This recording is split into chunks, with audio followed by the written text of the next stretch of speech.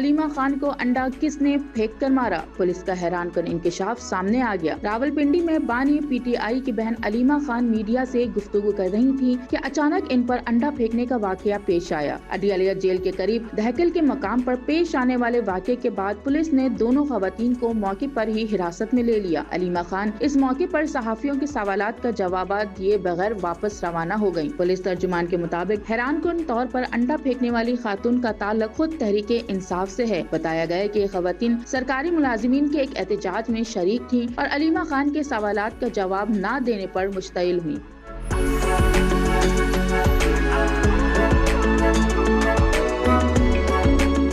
واقعے کے بعد chairman P T I barrister Gohar نے شدید مذمت کرتے ہوئے کہا کہ بانی پی ٹی آئی کے اہل خانہ کو فل پروف سیکیورٹی فراہم کی جائے، کیونکہ یہ پہلا موقع ہے کہ صورتحال فزیکل حملے تک پہنچی ہے۔ انہوں نے کہا کہ علیمہ خان ہمیشہ اپنے بھائی کا پیغام عوام تک پہنچاتی رہی ہیں اور کبھی کسی کو ٹارگٹ نہیں کیا ہے۔